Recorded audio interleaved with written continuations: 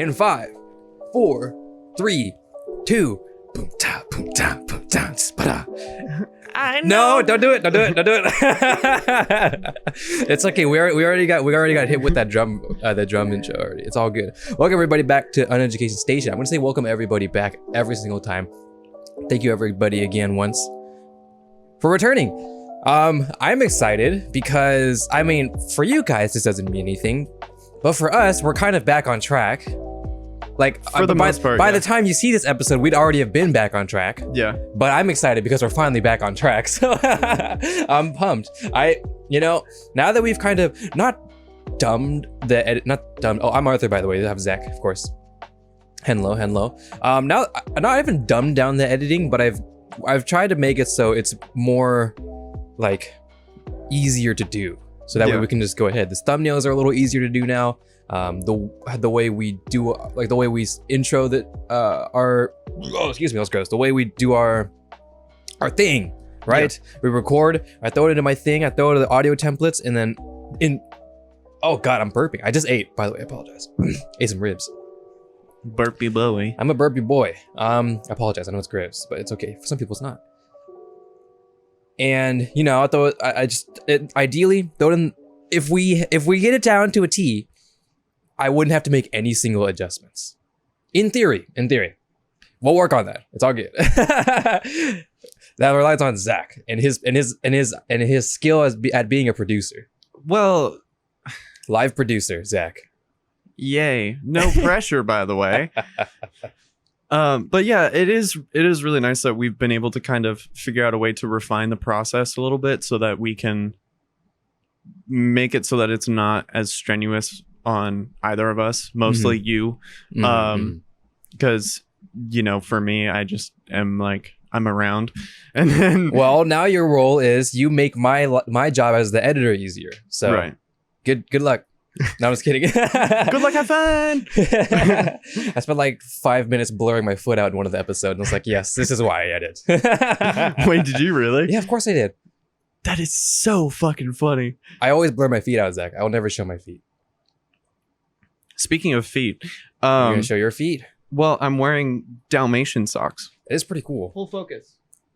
Thank you. Oh, you can't even see the Dalmatians. That's some bullshit. Well, you gotta be really flexible and do one of these. Oh, there you go. Go. Dalmatians. Nice. Yeah, I've made it like a goal to just wear the most random socks I possibly can. I think fun socks are awesome. I think it was like a thing like in the 2000s. I like to think because everybody wore fun socks. Like, animal socks, random things. I have boat socks. I think I have dog socks as well. I don't know, but I have a couple fun socks. I'm like, every now and then I wear them, like, yeah. Yeah, the only difference I've found is that those types of socks are the only ones that I wear now. Mm-hmm. And the only reason why I decided to do that, it was kind of by accident. Like, my parents joked when I turned 18, like, oh yeah, you're just gonna get socks and underwear for Christmas, and that's all you're gonna get because you're an adult. Mm-hmm. And I was like, haha, funny parents. And then my mom decided to start buying just like the most random goofy socks as stocking stuffers. Mm-hmm. Just to put in the stocking, just kind of fun, like they're $5 socks and it's no big deal. And I was like, oh, okay, cool. And then that continued over the course of 4 years. Mm-hmm. And every time my mom's out shopping or whatever and she finds just a random cool pair of socks, she just buys them for me. And so now I just have like 30 pairs of just outlandish random socks. Like I have Dragon Ball Z socks. I have just like Tabasco socks. Tabasco, that's pretty cool. That's pretty cool. Got my trusty nacho socks. I got the Dalmatian ones. And it was really funny. This is a really weird random story, but I was in Florida. I was at Disney World in Orlando last summer. And I was just walking around and I was wearing a pair of my many pairs of dog socks. And some person who I had never met before in my entire life, she stopped me and she was like, your socks are really cool. Oh, wow. And I was like, cool. yeah. And so I was like, oh, thank you. That's so sick. And she was like, oh, is that like your dogs? And I was like, you know, I just kind of gave her a Reader's Digest version of the story where my mom just buys me a bunch of random shit. And then we parted ways. And then from that day forward, I kind of like reinforced the idea of me wearing stupid socks just because I don't really care. And if it even remotely matches what I'm wearing, then it's like no big deal. It's whatever. Right. I mean, I think Jesus, I have too much cum in my throat. I think when you have like that accent piece in your fit, you know, yeah, it's fun. Some people it's like a design on their shirt. Some people it's their shoes. Some people it's their hat. Some people it's the socks. Right. Usually for me, it's usually the hat. Although I haven't been wearing hats very often, but I am a hat guy. Believe it or not, even though I haven't worn hats a lot in the last couple episodes, I don't think I have. Probably not after I got my haircut. But when my hair gets long, I throw in the hat, as you do, right? As I do. As you do, yes, because it's like, ugh. You're like, dude, I don't want to sit here and spend 20 minutes trying to figure out what the hell my hair wants to do right now. I used to, when I went to, my family goes to Lincoln City every year for Father's Day and for my late grandfather's birthday. It's a family thing, type of thing. But we go there every year. We rent a beach house and we have a vibe. We vibe and have a time. And around Lincoln City, there's the shopping outlet, right? And we always go there, and I would always buy a hat whenever I go there. Just a single hat, at the very least. Yeah. Although then my uncle, he has the Nike hookup, so we always go to Nike as well and do it. Hell yeah, dude! 50% off. Yeah, dude. Okay. I love that for you. And also for me, like when I was working at a warehouse, we had some affiliations with Adidas. And so we got to go to the Adidas employee store and just go, I think it was 50% off or something like that. Yes. And, you know, I ended up buying a bunch of sweatpants, a bunch of shirts, a couple water bottles, and it was like, you know, it was all reasonably priced because it was half off, you know. and that was one of those moments where I didn't really care that it was Adidas. It was just stuff that I needed, you know? When things are half off, you're just having a time. I remember the employees Adidas store. That's a lot of fun. It's in Portland, or at least we have one in Portland. A lot of fun.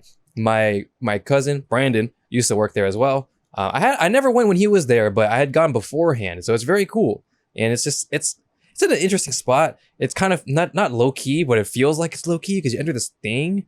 It's pretty fun, and you're like, oh, look at this exclusive store I'm in. I feel I'm so steezed on myself right now that I'm in here. And then you start buying shit. Yeah, and then next thing you know, you spent $300, and it's like, yeah, but that would have been $600. Zach. That's a lot. Stonks. Come on, now. I told you, I'm not a big spender. Right. But if there's a bargains, I'll never pass up a bargains. Come on now. Yeah, it's really fun when you kind of hit the jackpot in a way. Like you find that really good deal, or you know, you end up having an opportunity to go to like an employee store, or you know, you get that hookup, and you're just like, fuck yeah, bud. And yeah, there have been a couple of different situations where I've kind of hit the jackpot, and like it's really funny because when I was traveling a lot, and I would go into Mexico and do all that kind of stuff with my family. I don't remember exactly where we were, but there were like a bunch of stands that sold like Ray-Bans and Oakleys and all of those types of things. I have no idea if they were authentic. Probably not. But, you know, this was when I was in my early teens. And so I was hanging out with my oldest brother, Bryce. And so we go up there, look at all the sunglasses and stuff, and I found a pair that I really liked, and you know, I think they were like $50 or something like that. And you know, Bryce, he's a bartering man. I figured this is where we were going. Yeah. And I don't know how he carries himself with so much confidence when he's going into situations like that. He's like, we're not paying $50 each for a pair of fucking sunglasses. Like, this is bullshit. And so he was talking to the guy who owned this little pop-up shop, and they were kind of going back and forth trying to come to an agreement. And then Bryce was like, oh, you know what? This is just a little bit too much for me to be spending on headphones on sunglasses. Mm-hmm. And then we left. And I was like, wait, dude, we didn't get any sunglasses or anything. And he was like, I know, just wait. And so we ended up running around doing whatever. Mm-hmm. And then we went back later in the day, and the guy ended up giving us both pairs of sunglasses for like $60. Oh, that's pretty good. Yeah. Nice. You came back? Yeah. So wait. In my mind, when you come back as a store owner, I was thinking like, oh, so you did come back for those glasses, huh? Ha ha. So you're gonna pay that price. You couldn't hold back, in my mind. But it seems like it was not. Yeah, it was one of those situations where the guy who owned the store really, really wanted to make the sale and was willing to compromise. And so, yeah, it was really cool. And, there were a couple of different situations like that, especially in Mexico and those types of places where a lot of like the tourist attractions and those types of things, like a lot of like the little pop-up shops that you'll see, it's a lot of bartering. Well, it's all marked up like incredibly. Oh, like right. Insanely marked up. And unfortunately, at least to my understanding, here in the US, there's no such thing as barter. If you barter, what are you doing? you're a bag of dicks. What are you doing? But yeah, I guess in other places it is more common. But yeah, everything, it's marked up for that reason. So you can come to that agreement and they can still make that profit. I was going to bring that up because we're talking about getting a deal.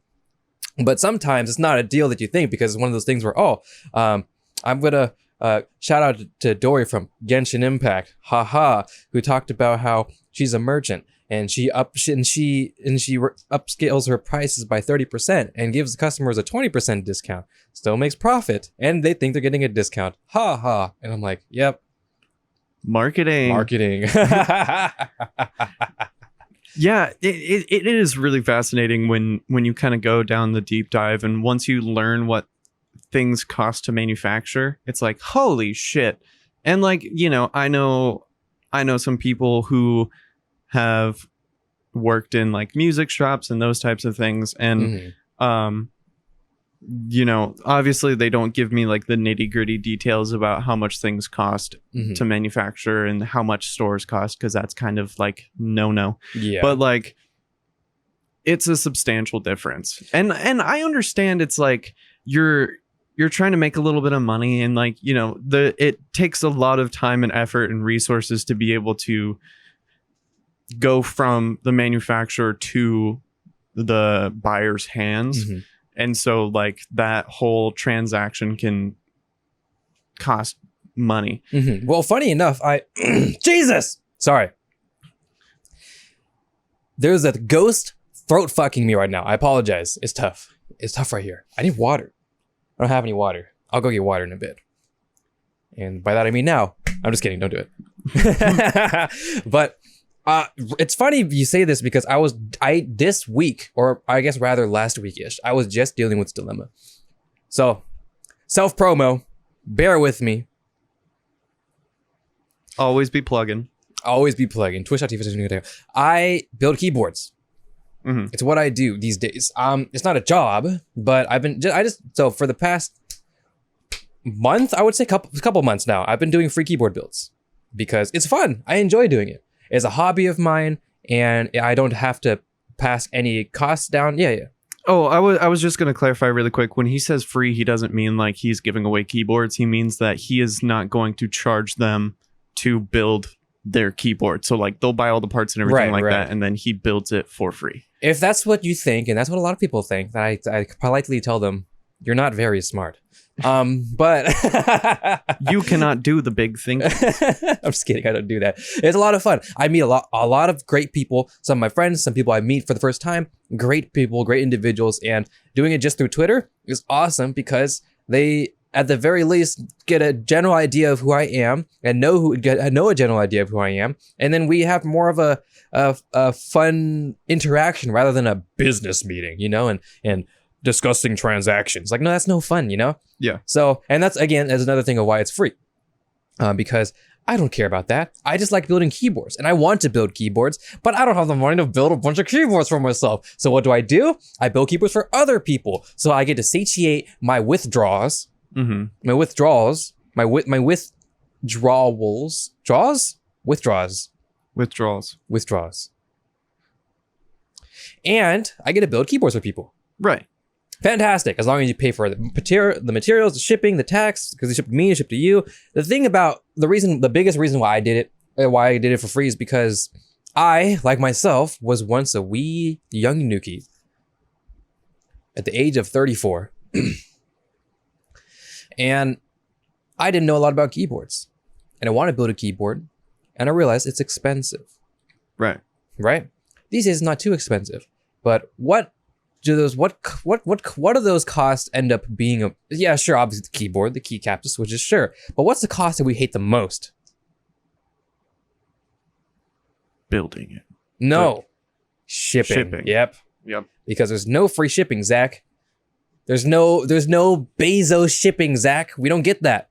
Maybe for some, I know Divinity, they do. If you order $100 plus, you get free shipping. Cool. I think mechanicalkeyboards.com does that as well. Some other stores may do that. I think Drop does like $150 or $160, or no, I think it is $100. $100 for that, I think, or it's $150. I cannot remember. Interesting, but you know, it's probably some. It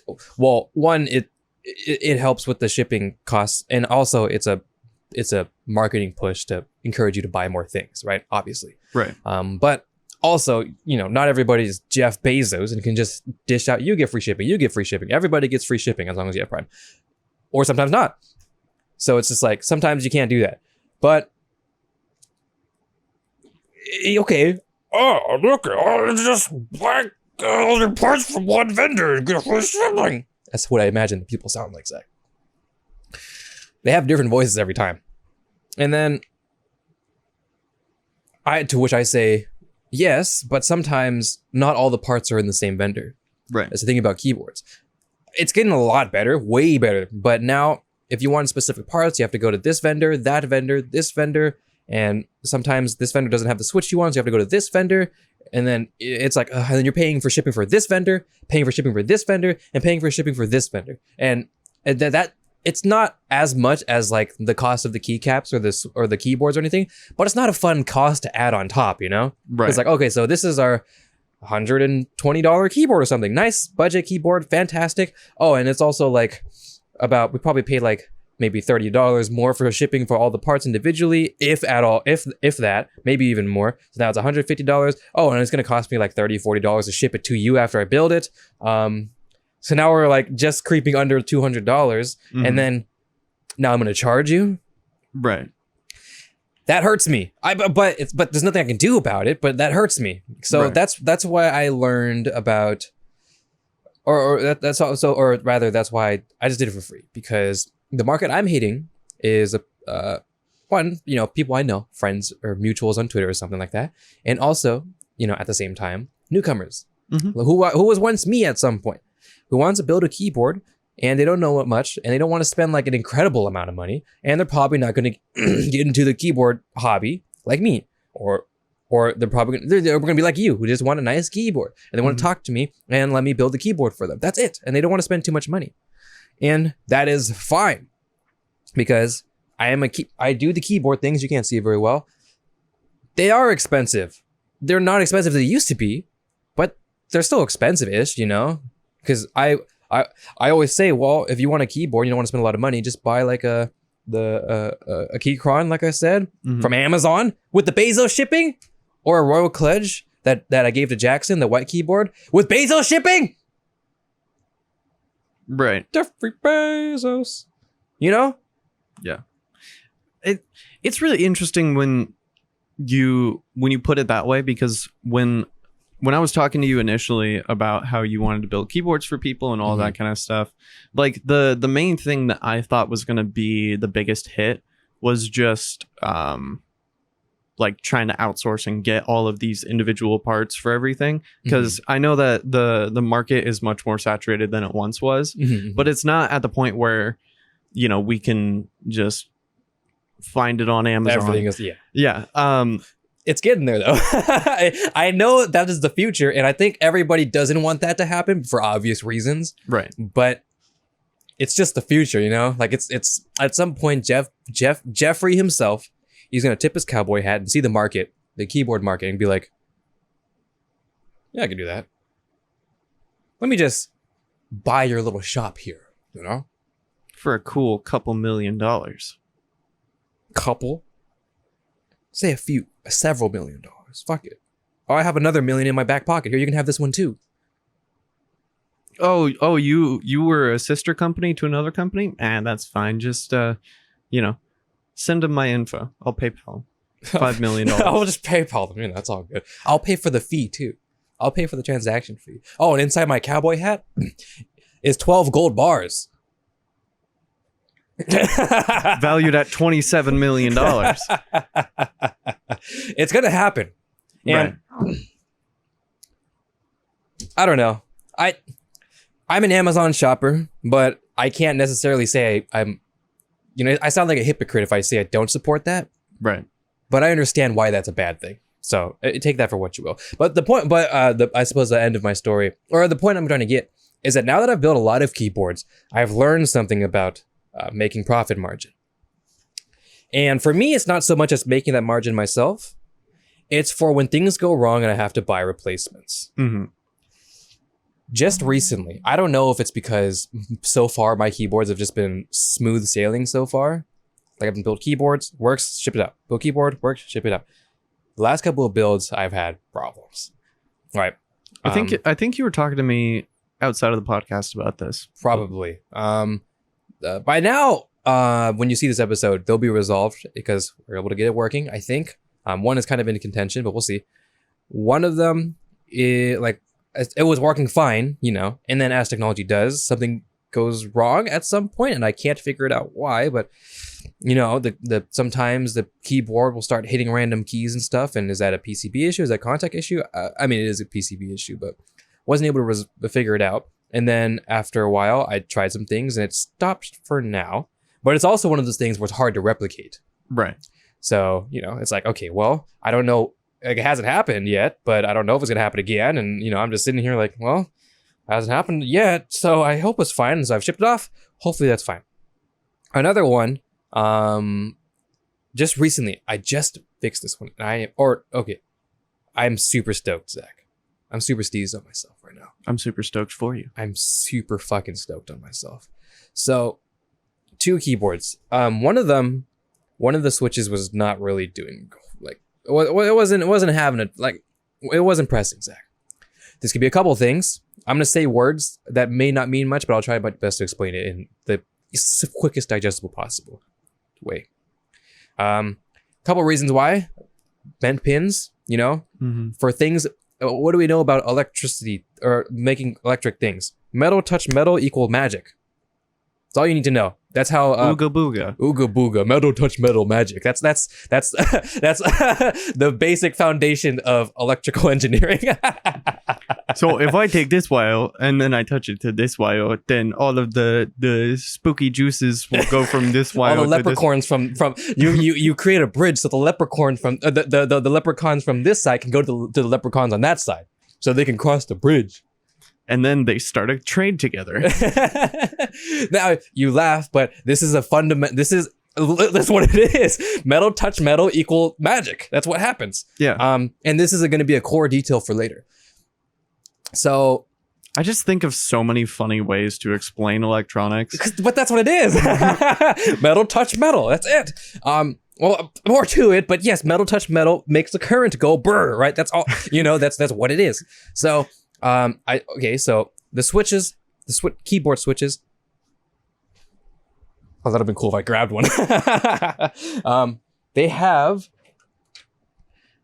there's no way I can pull one out, but they have a Didn't switch. we just have a random switch? We did. I'm pretty sure I put it up here, but I don't know if I did. I may have removed it, but there is. Okay, I'm gonna look really quick, but you can keep it going. I mean, Zach, you can find a keyboard switch lying around. I promise you. You can find one. I'll find one. You trust me, you can find one. So there are You good? Yep. Oh, okay. You were like, ooh. My lanyard. Was it not up there? Oh, okay. I may have removed it. For what reason, I don't know, but I'll continue to explain. So, is that a switch? Oh my god, it is. See, like I said, just found a switch lying around. That's not even where I keep my keyboard things. Well, some things. So, it's gonna be hard to see, obviously, but there are 2 pins, 2 metal buddies, right? When you push the switch in, those metal buddies form the bridge to the leprechaun cons. I keep saying leprechaun and unicorn. Leprechaun. So the leprechauns can go from one side, cross the bridge to the other side, and create magic together. And press the letter R. Yes. Or F. To pay respects. Mm-hmm. And that's how a switch do. Basically. So, why can it not work? Well, this bit, maybe one of the pins, maybe like this one, is bent like that. As he casually bends the pin 90 degrees. And obviously, if you put it inside the little metal socket buddy, it's not gonna, do things because it's bent for her pleasure, but not for the keyboard's pleasure. So bend it back so it's straight, and you can pop that in again, and it should work. It should be fine. What are some other reasons? Well, maybe the metal part inside the switch doesn't work. I can open it up and figure that out. What are some other reasons?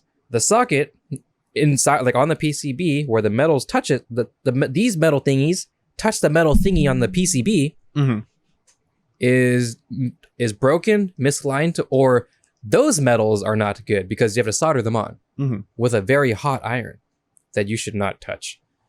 Please. Don't ask me why I know that. I haven't touched it yet. I say yet, though. It's going to happen. Oh, dude, I burned the shit out of myself soldering. Oh, God. I'm so scared. It's so hot. 375 degrees American, Zach, or 420 degrees American.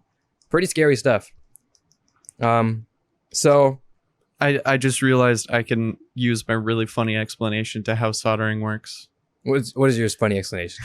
So basically, if you have your two YOs and you try to touch them together, but they don't stay that way, and then you get this other piece of metal and this really, really hot thing, and then it melts into this metal goop, and then it makes it so that there's like a little puddle of the contact juice, and then you're able to stick the wires into the goop, and then it hardens, and then it turns into magic.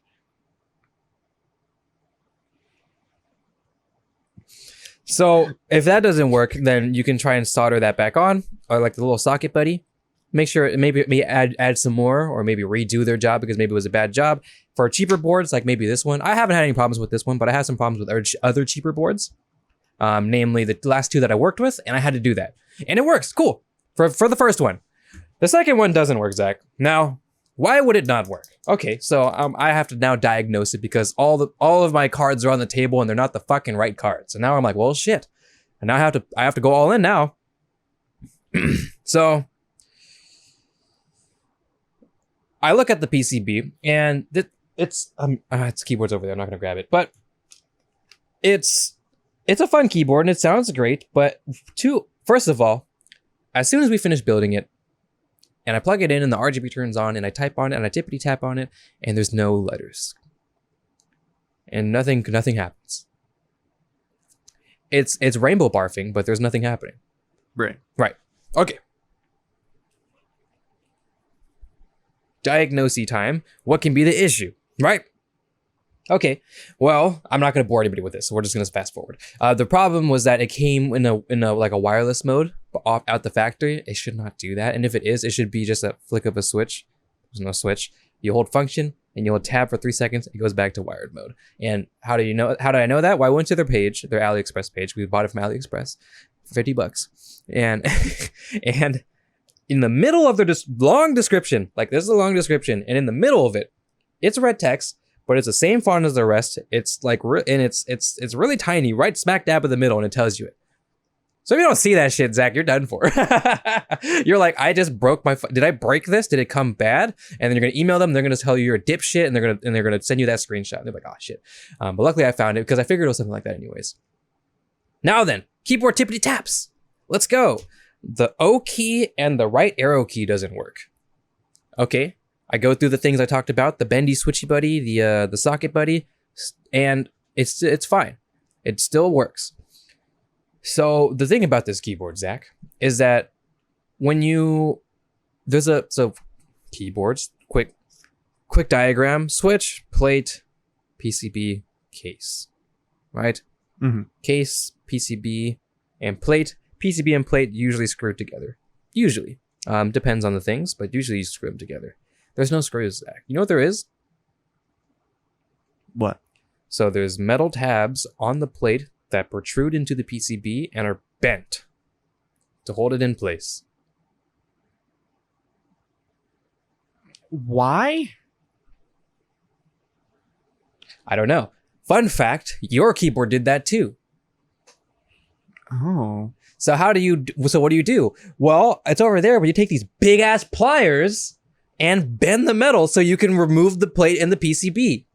And I'm like, God, really? If I had to do something like that, I would be concerned that I would cause more problems in the process of trying to get it out than what you would solve.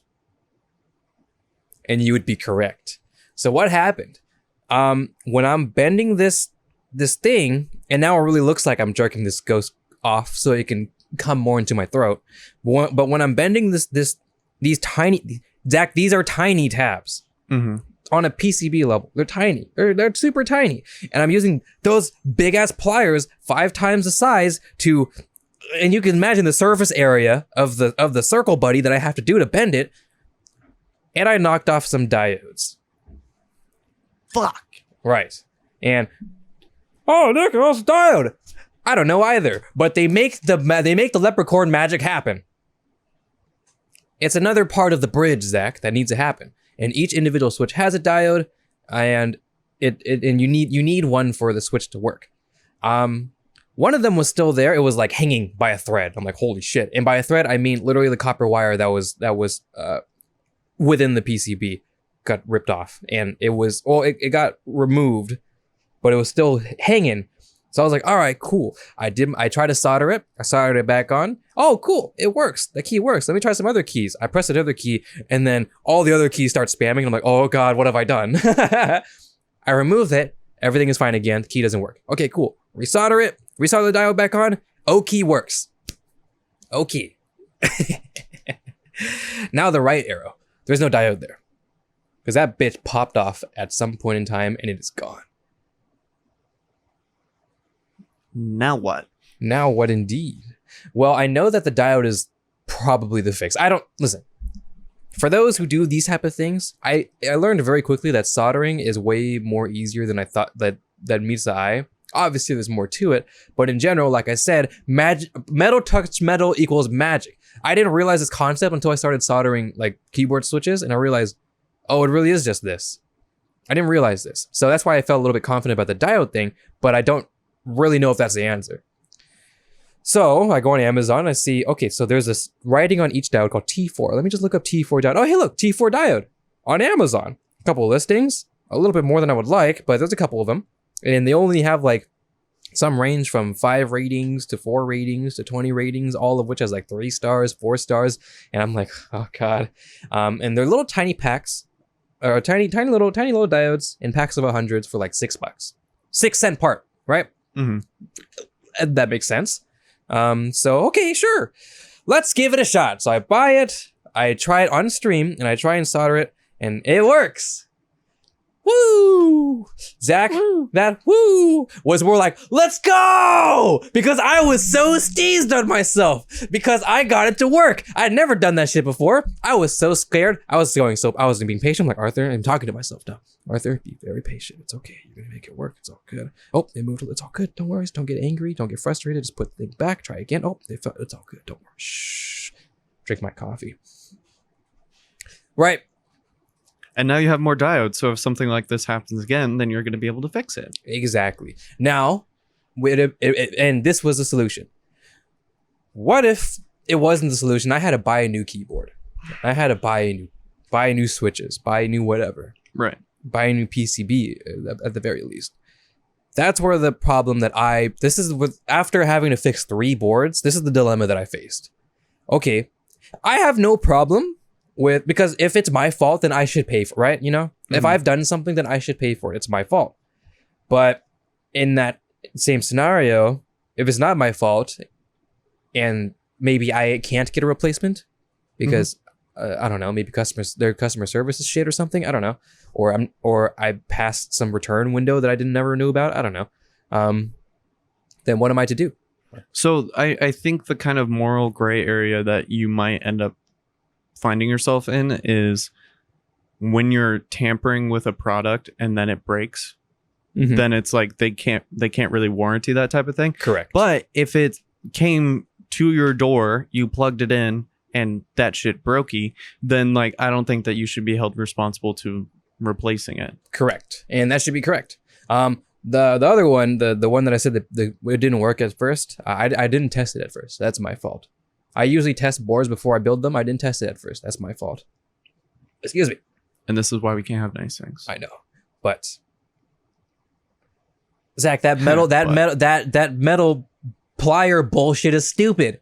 Yeah, I know. And they should feel bad. I know it's a $50 keyboard. Fuck you. I don't care. Why would you sell that? Throw it in the trash. You know how much screws cost? Sorry. Excuse me. I got a little angry. But I realized that it's never good. Not everything is going to be like that. What if some freak accident happens and I snap the PCB in half? That's very hard to do, by the way. PCBs are very flexible. You're not going to tie it in a bow, but they can bend, you know. They're very malleable. I think malleable. Wouldn't that entail that if you bend it, it'll keep its form? Oh yeah, you're right. English is hard. English is very hard. I don't even know if that's correct. Hence the reason why we just say a bunch of ass backwards random stuff. I'm not going to take the low-hanging fruit here. What? I won't do it. So, in that event, or in an event that there needs to be a replacement, I would have to go out of pocket. I don't mind that, but obviously it's not ideal. So, I decided that I would start charging keyboards again. Boo! Arthur, you suck. Boo! Well, I have to, you know? Right. Because if I don't want to be liable for something that, well, I mean, I don't think I'm technically liable because there's nothing written at all. But still, right? And it is a lot of work to do. I spend like 6 to 7 hours lubing switches, you know, just for a keyboard build and modding a keyboard and making sure that it works and holding on to it to make sure that it works. And if it doesn't work, then I have troubleshoot to see how to make it work before I ship it out. You know, that's a lot of work. It's a lot of work. And it is a hobby. And that's why I didn't mind it, because I enjoy doing it anyways. I enjoy building keyboards. The process of building keyboards is fun. I mean, looping switches for 6 to 7 hours, I wouldn't call it fun, but you sit in a Discord call with some friends and you just loop switches. It's a time, you know? I mean, I think about the time when you and I had a podcast episode where we were sitting there looping switches, and it was a time. It was a time. That was a lot of fun. And also the longest episode of the podcast that we've ever made, which is really dope. And I'm really glad that we were able to and that was like consolidated too. Yeah. Well, it was very consolidated. I cut a lot of things out. There was a lot of just focus mode, because when you're working with small things, you're in super focus mode. But the point is that it's a lot of work. And, you know, as I'm developing my right hand arthritis, I start to think about these things. So, okay. $30. How's that? That doesn't sound too bad, actually. No? Did everyone go up and like start a mob? I don't think so. I think everyone is pretty supportive so far, I think. And I'm happy about that. And I was able to get more commissions still, and it worked out. So it's good. Yeah. But it's just like, I don't know. It's one of those things where you really wish things could be the way that, you know, you really wish things can stay like in the friendly matter and stuff like forever, but at some point it just can't be, you know? Right. At some point you have to put your foot down and treat it like some sort of business. No, that's not the right word, but you have to be serious about it and consider these things that will no longer make it as fun. Right. And also there's a part of it too that, you know, you kind of have to cover your own ass, and you have to make sure that you're not putting yourself in a situation where you're going to have to drop money out of your own pocket for something that you're not even going to be paid for, or like you're not going to be compensated for. Correct. And that's, that's kind of the hard thing when you're starting to deal with selling product. Yeah, selling product, or doing any type of transaction, whether it's free or otherwise. There's a lot of factors when it comes to these things. Sometimes, depending on what you use, there may be transaction fees. So if there's a transaction fee, Zach, I've lost money. Right. And if there's any transaction fee whatsoever throughout the process of sending money, I've lost money. Right. If there is if I have to buy a 6-cent part, Zach, I lost money. If there's any sort of not outsourced, third party, if you will, transaction that needs to occur that isn't within our transaction, I've lost money. Right. And I'm not a money guy. Do I have to say that? I don't. It's not. I'm not a money hungry cookie monster who except instead of cookie, it's that fat dough. The muns. It's not the cookie. It's the cookie dough. It's the dough. It's the dough. Yeah, I mean, it goes without saying, but the hard part is when you're dealing with things that are outside of your control, like the quality control of the company that you're buying these products from originally. You can't control that. And also you can't control what happens between the factory and your door. And, there have been so many different situations. Like, do you remember my PC case was all fucked up? Oh, I do, yeah. It was all bent in and everything like that. So you bought the H510 Classic and you got it in. And you're like, oh, Arthur, I'm gonna buy this case. Like, that case is shit. Like, no, it's not. And then you're like, oh, Arthur. I'm like, yeah, what? Oh, it's fucking. It got bent the fuck up. And I laughed. Because you're an asshole. And then I ended up building it anyway. So it's not really the biggest deal in the world for me. Well, you got it replaced, right? No, I got my money back and then I just ended up building it really? Because I was being impatient. Well, that's cool. That's good then. Yeah, I used Sharpie to color match it. Okay, I'm not going to say that's a factory practice because that would be a bad thing to say on camera, but I mean, sometimes it might happen. Just so you know. And that's a bad thing, but sometimes, depending on the thing, if it's, shit happens, dude. And like, if that's at least the glass didn't shatter. I know, right? Like, how the fuck? But those types of situations happen where it's not in your control and the outcome may drastically change as a result of those things. And like going from having a keyboard that the margins for error are very, very thin, if not non-existent, right? And so you take that and then you also take the idea that you have to pay shipping for all of these things. You have to pay retail for all of these things, right? Like you're not getting these things at cost. And so you're having to jump through all these hoops to even make this thing happen in the first place. And then you have something go all fucky wucky and then there's nothing that you can really do about it. And so I completely understand and I respect the fact that you're wanting to at least charge enough to be able to cover your own ass if something goes wrong. But also it could potentially be some type of incentive to keep something like this going. And I mean, $30 is like, it's not a lot of money, but it's just enough to where it's like, I put in all of this work and they're like, here, go get a brandless, logoless t-shirt. Thank you. Here, how about you get some salmon with some $8 sauce? They'd be like, thank you, man. I go get a 4-ounce steak. Yes, thank you. I appreciate that. But that's all. That's just my little story of starting. It's funny because I say it's not a business, obviously. I've toyed with the idea of signing myself to a business because you can do that and you can technically consider yourself an establishment and get those type of tax. Not rewards, it's not the right word, but tax write-offs. I suppose write-offs, benefits or whatever. Yeah. Right. And you can do that. And I could be eligible to do that. And the limitations of applying for it is pretty low. To what I've heard. So Brandon, my financial advisor, tells me, and he says, you should just do it. Even if you don't really have like a business, you should just do it because you just get not free money, but free money, depending on, criteria. Right. And it's really cool because Andy actually did that for Axis Extreme Sports, the company that he and I worked on for a really long time. And it's kind of like in a weird spot, but besides the point, it's super easy to get an LLC and get your business license and those types of things. And I mean, if anything, you might be able to get things like shipping for products and those types of things as a write-off for taxes. That would be ideal. Right. Because then that would technically count as a profit. See, this is where I was trying to get to, because I imagine a future where I can continue doing free builds because I'm able to do tax write-offs. I'm able to stream and get that money back.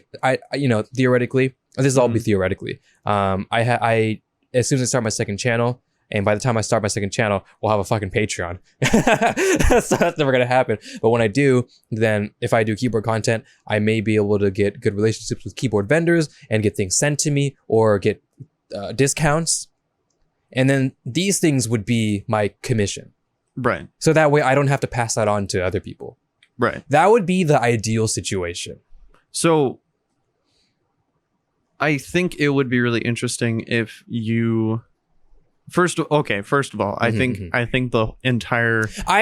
This is not financial advice. No. Zach is the financial advisor. It's been a while since we pulled that card. But Zach is the official financial advisor of An Education Station. If you have things to talk about financially, about loans, life insurance, your boyfriend cheated on you with another man, you talked with Zach, because Zach has that type of accountability, liability. He took 7 years of school. I started college when I was 16 years old. That is Zach. So you have any questions? I apologize. Go ahead, Zach. You have the floor. No, but it's funny that we make those jokes when I'm the most financially irresponsible out of the two of us. So first of all, I think this episode should be titled just Stonks, just because literally all we're talking about is money and business and those types of things. The art of consumerism too. But not really. We're not the consumer this time. Yeah. Well, and also, I just think it should be called Stonks, but whatever. Stonks. Maybe it'll be the thumbnail. This one. The modelisk man, and then in the business suit, and then the arrow. Oh, yeah. Okay. Anyways, enough of the meta talk. But someone say meta? Oh, I thought I heard Zuck open the door. Someone say meta. He shows up in his meta avatar. He shows up as a 3D animation.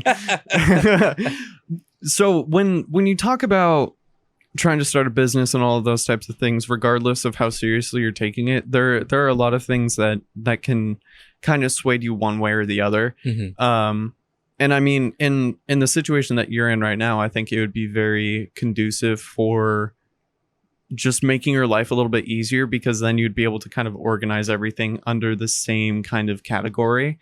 And also that would make it so that you could potentially separate your personal finances and the finances of all of the keyboard builds and all of those types of things that you're doing, so that you would be able to partition it all out. For sure. Yeah, I don't know, dude. It's the same thing of me and all the photography stuff that I do, because I do get paid to do it, but also I feel like I don't do it often enough to where I feel like I need to get an LLC, a business license. I don't feel like I need to make my own email for it, and all of that kind of stuff, just because it just sounds like a lot of work, even though it is going to make my life easier. It's just fuck, I couldn't be bothered to do that. Yeah, to my understanding, as long as you're able to renew it every time, then you should probably do it. This is not financial advice. This is a news show. We don't. We talk about almond milk. We don't talk about financial advice, Zach. Dude, that episode was so fucking. It was funny. Great. We need to pull up. We need to have news things ready, Zach, because I think it's fun. We should have a cat. We're gonna. We're gonna do it, Zach. We're gonna have a news show category segment. Yeah. We're gonna have a news segment. Back to you, Steve. We're gonna do that, Zach. And then,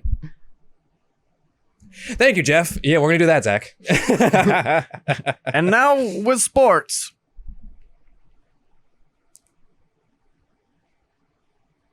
Thanks, John. But yeah, I don't know anything about sports. I'm down here though. the field that I am standing on is approximately 100 yards long, and they are throwing a leather cylindrical foot. They call it a football, but you don't use your feet. It doesn't make any sense. Back to you, John. No, thanks, Jeff. Why'd your name change? Why do our names keep changing? Because our brains are working too fast and we forget. It would be funny. You know what? If you see an article, any article in the feed, drop it in. We're gonna do it, Zach. We're gonna have a news segment. Anyways, yeah, the Queen died. The Queen did die. Is that something we're gonna talk about, Zach? No, I just wanted to drop it. And like, so what? I can clickbait it? Zach is gonna be like 3 weeks after this. God bless the Queen. Thank you for your service. But do you salute? Is that what you do? Oh fuck, I don't know. No, this is a American. Well, maybe. I don't know. Do you salute the Queen? Yeah. I would, well, at the very least, right? Well, I mean, I know it's an American military thing, and the only other military that I know about is where you stick your arm at about 45 degrees. But yeah, I don't know. That? Maybe. Oh, okay. I don't know either. But you can tell we're not very patriotic, but, you know. We're not very patriotic to a country that we don't live in. Fair. Okay, but anyways, yes, thank you for the things that you do. Anyways, so your businesses, right? Financial stock. Yeah, it's just things that I don't know. It's just things I'm thinking about, things I'm pondering. Right. I've thought about trying Fiverr. It's actually, you know what? Mhm. That would be really smart if you made it so that like you had a budget for how much the keyboard could cost. Mm-hmm. And then you have like a building and shipping fee that was be all kind of lumped up into one thing. See, that's the best part, because one of the biggest hurdles I've faced so far, not even like figuring out what keyboards, what vendors and stuff, because I'm pretty good at that at this point. I already know what I'm doing. I'm in there like swimwear, Zach. The thing that is the most inconsistent is when I finish it and I'm shipping it to the person. Because the prices keep changing. Sometimes I'm paying $10, sometimes I'm paying $40. Right. Like, it makes no sense. I don't know what it is. Sometimes it's weight, sometimes it's not weight. Sometimes, you know, I'll ship something that's a keyboard. So I've been building a lot of plastic keyboards, Zach. They're like 5 pounds at most, right? $10. Do the same exact thing. It's like $40. Like, whoa. Is it distance? Is it weight? Is it length? Is it the type of item? Is it the item cost? I don't know. There's too many factors. I can't. Is it girth? There's not enough veins on this keyboard. I don't know. I keep trying. I'm trying to connect the dots. It don't make any fucking sense, Zach. So I've toyed with like eBay, like facilitating it through eBay. So it's because any way that shipping would be taken care of in one fell swoop rather than me like doing it. Like, if my keyboard thing was this thing, shipping is a different part where I have to put my focus on. If it could be just in one thing, it would be nice. I don't know if Fiverr does that. I don't know, but you know, since you're having to deal with such a shipping and handling shit show when you're trying to get all these parts in originally, even just having that one part kind of streamlined so that you're not like, oh yeah, you know, I have no idea how long this is going to take to get to you. Also, I have no idea how much it's going to cost. And it's just the fucking worst. Yes, it's really annoying. It's really inconsistent. Oh, my clients so far have been incredibly nice and incredibly patient. And I cannot stress that enough, that I love you guys like so much. Not even just my friends that have commissioned me, but other people that I've met. Right. Who've said very nice things. And I appreciate them like way more than I could ever appreciate anybody because they are the greatest people in the world. After working customer service for 4 years, Zach, this is a nice change of pace. You're like, these people will give me a 5-star review on Yelp, and that makes me very happy. And I don't get any ratings now that I think about it if I just keep doing Twitter. Yeah, that's fair. But if I do start Fiverr, I do have I have quite a few keyboards I can, you have facilitate. an order history. I do have an order history at the very least, but yeah, I'll look into it. I'm not sure because I'm pretty sure eBay facilitates their shipping. Oh, I mean, obviously you send it to FedEx, but as far as the process, right? It would just be eBay. Okay, this is how much the shipping is going to cost. I think that would be really good, and this just makes me really excited because it's something that you enjoy doing so much, and it just makes me happy that you're trying to find a way to make it so that it's not necessarily profitable, but it's you're able to give it a little bit more longevity, which is awesome. And like, if you sit down and think about it, like this show has been kind of like a roundabout way of me maintaining longevity in producing content and, flexing my photography brain. And it's funny because we joke that I'm the financial advisor, but I think that all started because you were looking at cameras and stuff, and I was the person that you would go to and be like, "Hey, would this be a good idea?" And then it turned into like, "Oh, I found these soft boxes. Like, do you think that would be something that we should use?" And I was like, "Yes." And then here we are. Are these lights even pointed at you? I realize this now. Is that pointed? It's not, right? Kinda. It's pointed in my general direction. Okay.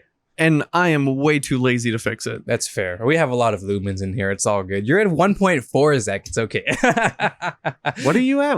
I think 1.6. I think. I don't think we did not go 1.4. Wait, no, this 1.4, I think. Anyways, financial advice. That's what you do, Zach.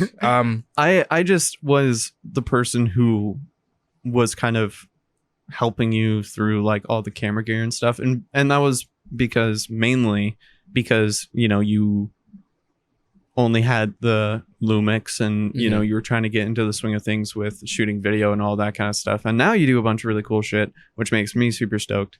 But in the very beginning, we're talking a year and a half ago, it was kind of like I was just helping you out. And actually, wait, no. Fucking A. Oh. It was when you bought your M6. Right. Because in the very beginning of the show, we didn't even have 2 cameras that were like dedicated to the show. It was your M6 and then my 70D. Yeah. Oh shit. I recorded an SD card. I'm gonna fucking edit those. God damn. Dude. Dark days. I got pretty good at it though at a point, but still it was a long time because I had to unironically watch the whole. I mean, I always do, but for editing, it's kind of annoying. Yeah, because you would. It's really cool that they have this in Premiere Pro. I don't know if you use this or not, but the multicam. Yeah, it's pretty good. I developed that pretty later into it. And those episodes never even came out because we just skipped all the way to OBS. Yeah, episode 10 was actually episode what, like 18? I think so, yeah. We lost a lot of episodes, but that's okay. It's all good. It was for the better. It's for the better. Now look at us, Zach. It was for the greater good. It's for the greater good. Sometimes the greater good must be done. Yep, that's where I'm going with. Sometimes for the sake of the greater good, you have to make sacrifices that you don't necessarily want to make. But anyways... Nice. Anyways, I completely lost where I was going. Oh, you should file for an LLC. I should. I have a website, which is kind of sick. I've thought about getting a website. I do have Adobe, but it's not technically my Adobe, so it's weird. I might just snag like a. See, I don't want to say anything because I don't want to ruin any potential sponsorships, Zach. But I might snag a domain from something relatively cheaper. I mean, when I made my site through Adobe, I told you it was only like $10 a year or something like that. I don't have a job, Zach. I forgot. And I'm going to college, Zach. You're going to collage. I'm going back to collage. I'm now at a position where I have to carefully think about things that I purchase. And it's been a while since I've been there. I'm not loaded, but I was in a position where, okay, if I got to, spend this and that today, I'll just be okay. It's all good. Yeah. And now I'm like, gas is pretty fucking expensive, dog. So at that point, I'm glad that I'm doing online classes, like stay here. Mm-hmm. I'm not stoked on that, but I'll give it a shot. By the way, fun fact. I mean, I guess we'll find out by the time this episode comes up, but I haven't paid for my classes yet. And I start next week on Monday, right? Oh. The reason why I bring that up is because my friend, I was out with my friend, and she told me, she's in Clark too, and she's like, hey, did you pay for classes yet? I'm like, why? Are you my mom? You keep asking me that. I'll do it at some point, And then she's like, you should do it because last Friday they started sniping people who haven't paid for their classes yet. And I'm like, oh. See, at WSU, I'm not going to WSU anymore. I'm going to Clark, which is our community college here. At WSU, you literally paid for your classes the week of, and I think there was you had 3 more weeks to do it. So before, when the classes start. Mm-hmm. So that was what my impression was under, or at the very least, the week before, a week prior, or the same week. So when I heard that, I was like, oh, well, that's not ideal. All right, I'll get to it at some point. So remind me, Zach, to check after the show that I didn't get sniped out of my classes. To make sure that you're still enrolled in college. Yeah. Oh, I guess I'm taking another work. Right after I quit my job. I'm just going to sit here and exist here, I guess. No, I'll figure it out, but remind me in case I forget again. By the way, you left them on good terms, right? Work? Yeah. Oh, yes, of course. Okay. Yes, I let them know before I even put in my 2 weeks. Like an adult would. Not like some kid who'd be like, oh, by the way, 2 weeks later, nerd. I'm not calling my coworkers out, but I am calling my coworkers out. But we're friends, so it's all good. No, at least in my work environment, I know some people may be different, but in our work environment, we're all homies. So it's all good. Yeah. From the coworkers on this floor level to the managers. We're all homies, except our boss. I hate my boss. If you're seeing this, fuck you. Not my store boss. The store owner. Fuck you. You should learn how to be a human and treat people like humans. Yeah, fuck you. Anyways, no, it was fantastic. It was all good. It was fun. I gotta say goodbye to everybody. I'm pretty sure I gotta say goodbye to everybody other than the new people, which is funny because I think about it and now I'm no longer gonna have there's just people that I won't know in that store. Yeah, that's true. And they won't know me. Not that I'm a pretentious asshole. It's like, oh, you don't know me. I used to work 4 years before you were here, son. I'm not gonna do that. Right. But I think about that, oh. But then I was talking with Christian, and because we went to the anime store that we went to. Have I ever mentioned going to the anime store? You have. Okay, yeah. Where I got this Genshin book and this Horimiya book. It was cool. We went there again for fun, and I got a book. It's over there on the bookshelf. You can't see it, but I bought a sad boy anime book called I Want to Eat Your Pancreas. I've heard about that. It's tough, to say the least, but it's okay. And we went there, and we're talking, right? As two homies might, as one might. As a couple homies might. Two guys like us. And we're talking. What was I talking about? I totally forgot my point. School? No, what was it? What was work. You were talking about your work and relationships and whatnot. That's right. Oh no, I was talking about I was thinking about this idea of that I would go back to the store and you wouldn't know anybody. Yes, I wouldn't know anybody. All right, there we go. Oh, there we go. Hey, I was must have burped. Okay. But then we were talking about, okay, well, it is a cool feeling when you go to the store and you talk to some new people. They don't know who you are. And then someone comes in from the back and be like, oh, yo, what's good, Arthur? How you been? And then you're like, oh, give them this fucking discount. You're like, yeah, I'm pretty sneezed on myself right now. Yeah. That's a fun feeling. If that happens, of course. Not that I'm going to expect it, obviously, but right. It's things I think about now that I won't be there because I was there for 4 years. So I do think about that. Yeah. And I mean, it is really interesting when you're somewhere for so long and then you're just kind of not there anymore. And the routine of getting in the car, driving over there, Oh, dude, Zach, I'm still on edge of like, oh, do I have work today? Oh, wait, I don't have work. That's right. Because I usually don't know if I have work until the morning of, not because the schedule's late, but because I don't check my schedule until then. No, I check my schedule before I pass out. Oh, do I work? It's like 5 in the morning. Not 5, maybe 3. Do I work tomorrow? Oh, I do. Shit. You're like, fuck, I opened. God damn it. Fuck. I made a mistake. The way I wake up, Zach, did I mention I don't use alarm clocks anymore? No, you did tell me about the candle, though. I did, yes. I do it every now and then. Sometimes I keep forgetting, but I try and wake up. But yeah, I don't use alarm clocks because they don't work. At least for me anymore. I haven't tried. I think I told someone. I think I told you. Maybe on the podcast. But Brady was talking about how he has his alarm clock across his room. Yeah. I said I was going to do that after he left, and then I forgot. So I'm going to go ahead and do that after the shoot. But now I have a lot of things I said I'm going to do after the shoot. So now please remind me. I have the classes and this alarm clock. But even then. And also to sign up for an LLC. Yeah. Shit. Oh, fuck. I have too many things to do.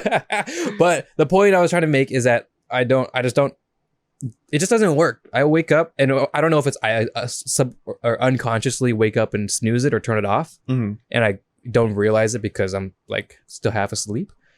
Or it's just, I notice that they enter my dreams. The sound, it'll incorporate itself into my dream. If it's an alarm, I don't know, maybe there's a fire alarm going off or there's a fire truck or something across like along the way or something. Or if it's my alarm clock currently is birds chirping. It's really fucking loud. Well, what if there's birds start chirping inside my dream? I'm like, oh, look at those pretty birds, you know? Oh, wow, that's so pretty. Why are they so loud? Why does it sound like it's right here? Why does it sound like it's rattling my fucking brain? Yeah, so they don't work on me anymore. So we talked about the internal clock. We talked about sleep in this. So yeah, I just kind of wake up when I wake up now. As long as I go to bed around 3 a.m., I'll wake up at 10 to 11 a.m. I've gotten pretty good at that. The only time I wake up later is if I make the incorrect decision of going back to sleep. I was up at like 6:30 this morning. And that's just because that's when my body decided to wake me up, and so I was just kind of bumming around until like 7:30. And my brother and I were gonna go get breakfast this morning at like 7:30, which wasn't really that bad because he and I are both like we work really, really early in the morning. Mm-hmm. Like 7 a.m., 7:30 a.m. Mm-hmm. And so we were just like, fuck it, whatever, it's fine. And I ended up passing out at around midnight, which is good for me. Pretty good, yeah. And so I woke up at 6:30 and it was just like everything was all hanky-dory. And people are like, Zach, how the hell do you run off of less than 6 hours of sleep? And I'm like, I don't know. It's just caffeine and spite. But I don't consume as much caffeine as I used to. I have some coffee right here. Right. But I usually get by with a nap. I have to take one nap at some point in the day. And then I can do my 3 a.m. to 10 a.m. schedule. Yeah. As long as I can snag one short nap, I'll be okay. I try napping and then I just end up sleeping for too long. Yeah. Because you're tired, Zach, because you don't get enough sleep. So your nap turns into recovery sleep. It turns into like 3 hours of extra sleep during the day. But like today, I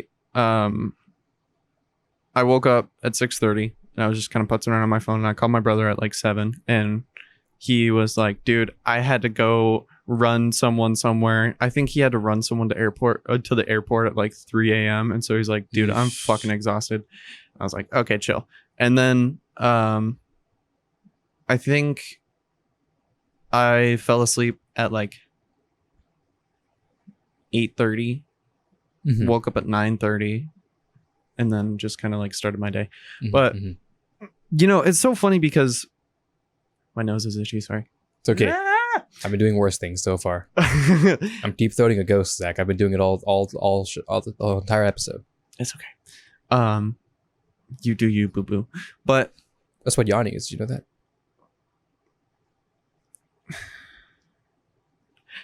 Anyways, so my life has become so chaotic lately, and I feel like you know that. And because of that, when my day becomes a little bit less chaotic, it's like, I can actually chill for a little bit. Like when I didn't have breakfast with Kevin this morning, I was like, oh, thank God. And that's not because I didn't want to hang out with my brother, because I did, but it was just kind of that concept of, oh my God, I can breathe for a little while. That's what I'm saying. That's why it's nice when I don't have to work right now, because I'm like, oh, thank God. I got so much done yesterday because I didn't have to stress of if I had to work tomorrow or I guess it would be today or this week at all. I'm just like, well, I'm free, so I'm just trying to do as much as I can this week, because I have this entire week of just a grace period before I go back to school. So I'm just trying to get as much done. I'm in this dilemma right now of, do I want to do everything before I go to school or do nothing? Or rather, like, by do everything I mean like hang out and go out and do as much as I can before I go back to school, or just stay home and chill. Those are the two choices I've I've come to. What is the choice you think I decided? Do nothing. Yes. Well, I do things, but here. Yeah, like not go out or anything like that. Mhm. I think what I've found that works really well for me is all, on my weekend or whatever, that's when I end up packing in 2 weeks worth of shit because I have no free time. Mhm. But even before that, I had to like take a little while. Like when I first started this job, I had to take a little bit to kind of get used to the schedule and everything like that. And obviously we had our shoots and everything, but once I got comfortable with the schedule that I was on, then I would start adding stuff. And so I think, if there are things that you want to do just like one off, like, oh, I'm going to go to Molten and just kind of hang out for a little bit. Like, that's fine. But like trying to add something consistent to your schedule is really fucking difficult right before you're about to go into something super consistent, like work or starting school or something like that. And so for me, it kind of became like, oh, okay, cool. My life isn't as much of a shit show as I thought it was. I'm going to add more stuff to make it a shit show. Right. And so, now I'm playing at the church, 2 or 3 times a month. And, I'm going out and... How was that, by the way? Dude, I love it so much. Yeah, like, you did it at the time of recording the previous weekend. Yeah. So, and probably when this comes out, I'm going to be playing this weekend. Right. I enjoy it so much because it's made it so that I have a consistent gig. And like outside of like, any religious impact or anything like that, just like solely the musician inside of me is very happy. Yeah. Because I have a consistent gig and I haven't had that in over 4 years, right. Almost 5 years now. Good God, we're old. Jesus. But just having that consistency and, being able to flex the musician muscle and everything like that. And, it's driven me to want to learn more. And like, I sent you a Snapchat of a song that I'm trying to learn. And you should show me that. Okay, I will after the shoot. But it's very pretty. Thank you. It's not mine, but it's really pretty. It's very pretty. But it's driven me to want to learn more and to just kind of make it more of a priority in my life, because I am doing something consistent that involves music. And so it's just a constant reminder of how much I love doing it. And so, obviously I'm not a fantastic piano player, but like, it's whatever. When you're gigging, Zach, that doesn't matter because you're having a time. I think one of the greatest lessons I'm still, because I need to do this as well, because I don't practice normal piano things. I don't know scales. I don't know anything like that. So if you throw a scale at me, like, hey, we're gonna start jamming, jump in whenever. I'm like, I can't do that yet. I'm trying to I would like to get better at it. So I think I'm gonna bite my tongue and start learning keys and scales and stuff. But one of the greatest lessons I learned was I can't remember his name, but I watched him all the time. I cannot remember his name though. I feel like an idiot because I love his content. But I'm blanking right now. But he did a lot of things like a jazz musician or jazz pianist reacts to like I don't know. What's his name? James Cornell. Yeah, him. Yeah. Dude, he's awesome. His stuff is awesome. He's reacted to some anime OSTs and stuff, and a lot of really popular, even pop songs, for example, and and all sorts of things. Of course, a lot of lessons. And one of the ones he did was he reacted to this anime called Kids on the Slope. Mm-hmm. And it's a show, I may have said it before, but it's like a jazz show, like a jazz band type of show, which would be super down your alley. And he loved it a lot because like a lot of the animation is really clean, even with like the drums and stuff. It's like pretty accurate and stuff, and the keyboard and the keys and stuff. And they play a lot of just normal things, like a lot of just classic jazz titles, like things I can't name right now because I'm not cultured enough. But things, okay. but things that you can be like, oh, it's this, no, it's that. That's cool, and this is a rendition of this. And it's like, oh, that's awesome. But I mean, I know these things, but I don't really. I'm not cultured enough. I don't think that it's you're not cultured. Sorry, double negative. It's because I am in different ways. Sorry. So the way that I think about it is it's just not fresh in your mind, and you know I don't want you to underestimate the cultural and like the actual musical knowledge that you have, because like I've seen you go full music nerd mode and it's a really great time, but it's just that it's not something that is fresh on your mind at the moment because you know you're doing other shit. But in a bit. But the point I'm trying to make is in that episode, you should watch it, by the way, even if you don't know much about music, you'll have a time because he's a great creator, right? And oh yeah, that's right. So Kids on the Slope, what he loved a lot about it was there was a scene, and there's a scene with this exact thing I just mentioned. This kid, he plays a piano, and then these guys, like a bassist and a drummer, are just, you know, setting a tone, right? Doing their thing, like, oh, jump in, kid. And he's like, and then he just, you know, he's just kind of just hitting things. He's not really sure where he's at. He's not sure where the key is, and then, you know, he talked about how this is like everybody's first jam sesh. Like everybody, you don't know what you're doing. You don't know how to, you know, you're trying to find this key and you're trying to do these things and you're playing the most basic chromatic scales and stuff. But then at a certain point, the energy starts getting lifted and you don't really care. You're just hitting keys and you'll find it along the way. And that's something that I need to learn myself. So at a certain point, I need to just throw a track down and just start hitting keys. But I'll see, yeah, again, like you said as well, once I start getting into school, I'll figure out my schedule and I can figure out where my free time lies. I'm only doing 2 classes in a term, so it's pretty not a lot. So then again, I don't really like school, so we'll see how much, you know, I actually am able to put into that, but I would like to. So I thought it's a great lesson, you know. It's just kind of like jam sessions they don't have to be technical. They shouldn't be technical. Right. Just jump in. Yeah. Do what you got to do. Hit the wrong keys. Just hit the wrong keys. It's all good. What is the band, the myth, legend, Jacob Collier told us? Just hit keys. Just hit keys. Yeah, and the more that you do something, the more comfortable that you're going to be doing it. And so, you know, for me, performing was always one of those things that I've been terrified about. And there are situations where I just get super stressed out. But it's not necessarily about like 100% accuracy. It's just making sure that I do enough of it right to where it doesn't sound bad to people who aren't musicians. And that, I think that's an important distinction too, because like people play wrong notes. We're human. You know, we're not at a jazz competition where accuracy is one of those things that like you're going to get marked down on. You know, you're playing to a bunch of people. There might be a couple musicians in the crowd. And even then, like, you know, when I've been playing at the church, the other guy who plays piano for them, he and I will kind of like have a quick conversation after everything's said and done, and he'll be like, dude, you did really well. And I was like, oh, thank you. You know, because like he's a good piano player. And so it's like it's really fun when I'm able to interact with other musicians, other piano players, you know, guitar players, everything like that.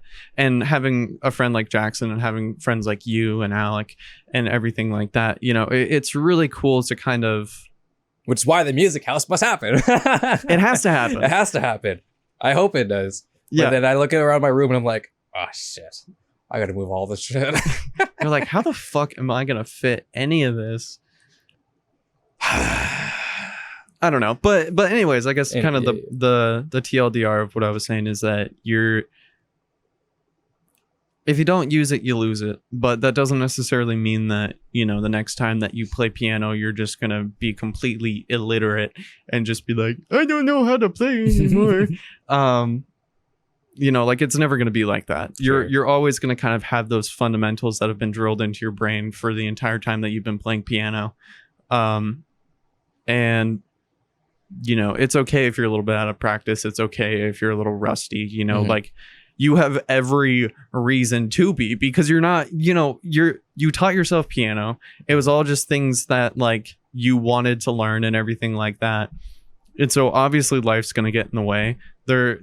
You know, there's no outside obligation for you to keep practicing and stuff like that. And it's like me playing saxophone, you know, like, I'm not playing in big bands anymore. And so there's not like a super consistent, applicable thing that I could use it for. And so I just don't play it as much. Doesn't mean that I don't love it, you know, it's just kind of doesn't really happen. Yeah. So my guitar is still hanging up there. My good old guitar and my Stratocaster behind you. I did pick it up though. There's some, I've been toying. I mentioned this. I've been recording some piano demos, just trying to get the hang of using my old CFX again, and realizing Ableton is kind of annoying to use. And it's always been annoying. And, you know, just having fun. Just quick, short, 30-second little improvs of anime OSTs, things that I still remember, and trying to learn some new things. Some of it incorporating the piano. I really want to. Like, I want to use the SM57 for the thing that the SM57 is used for. So I imagine just like, okay, let's finally hook it up to my guitar. I thought about getting a match pair of the small diaphragm ones. The pencil mics. Yeah. There's some cheap ones you can get. And I thought, that could be fun. I'll do it when I start doing this, of course. But, you know, I think about it. I'll probably, just last night, when you sent me the snap of the piano, I was like, I want to play piano. So I played piano for a little bit while things were rendering. I was like, yeah, this is good. My fingers are not there, but it's not there anymore, but we can get back to it. Maybe I should try some more simpler things, but I do enjoy it. Now that I have more free time, I think, like I said, I'm not going out.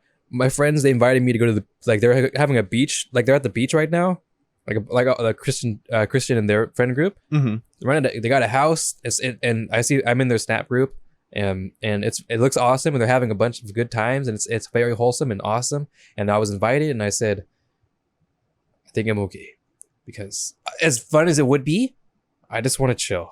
And it would be chill, obviously, but I just want to chill here and get things done, work on the keyboards, play piano, and I don't know, hang out in a bit. I don't have the beach body anymore, Zach. I'm not in my peak high school form. I need to get back to it. Side tangent. You've been back to rock climbing. I've been back to working out. We're getting there, Zach. We're gonna show up next episode. And we're gonna be like, hello, welcome to an education station, where we teach you about dietary supplements. As Zach pulls out a 2-gallon jug of just protein shake. Pounds the entire thing. I have not had a single solid shit in 3 weeks. Yeah, you know, no, I shouldn't. I don't know. Protein powder is expensive, Zach. It really I'm gonna is. say it. I know we're reaching it, but look, I was so pissed, right? Because Alvin works more than I do, or works out more than I do. Well, yeah, I'd say so, more consistently. But and I don't mind buying protein shake for him, or protein powder rather. And we bought this like 5-pound, like big, you know, usually a big one. And we used to buy it, and then it stopped selling. And this is like $20. We just go on Amazon, we buy the cheapest one. Because protein is protein. As long as it's protein, you know, you suck it up. As long as it's protein and even remotely flavored how it's supposed to be flavored, it's fine. It's okay. We had like peanut butter and shit anyways, so it doesn't matter. Anyways. It's like $20-$30. I don't know if it's on sale or whatever, but it was great. And you get a big jug and it was working, and then all of a sudden it's no longer there. I'm like, well, shit. And then, okay, we'll look at else on Amazon for 5-pound jugs. $50? $60? Are you kidding me? It's some shit, dude. For some powder? I know. I'm so upset about that, Zach. Like I've been new. I know. I know. It's so annoying. I'm like, why is it so expensive? I mean, we don't have to buy it like all the time. It's like 1 to 2 months max every time, right? Mm-hmm. So that's good, I guess. It's not ideal though, especially when we were buying. I was joking with my brother, and we're like, man, we should have bought that whole fucking stock when we had the chance. You're like, I'm gonna buy $500 worth of protein powder and never have to buy it again. If I see that listing again for that one that we were buying for like $20-$30, oh Zach, I'm gonna have to use this room for storage. This is gonna be lined everywhere on the floor. Just protein powder. Wow, Arthur, you okay? So tell me you work out without saying you work out. Jeez. I'd probably buy 1 or 2 from you. You know, sure, it's a bargain. I could sell it for. I can profit off it, and it would still be a bargain. And that's a great way to circle. I bought it in bulk and I upcharged it and I made profit. You made bargain. What a great life we live in. What a wholesome world we live in. To round up this entire episode. Stonks. Okay, I'll call it stonks. Okay. I spoken into existence. Anyways, we appreciate you guys coming and sitting and hanging out with us. If we have a bunch of our personal info in the description, we have Coffee, Patreon, our Spotify link. Apparently you can watch videos on Spotify. You can. So you should do it. If you don't have background play, there you go. You can do it there. And it works. It's it works. Like, I don't know. I think the quality gets like super ultra compressed, but I mean, if you're doing it, if you're watching video on Spotify, then you get what you get, right? Yeah. But then you can close it and do your thing, and you can have a background play. You know, if you don't have the YouTube Premium, you know, yeah. If you guys enjoyed this video, give it a thumbs up. If you didn't like it, there's another button over there too. Leave a comment, letting us know. Stonks. I don't know. Fucking yeah. If you're new here, you should check out this. Oh. This, you see what I'm doing here? Yeah. Let's start doing that. Let's just throw an episode.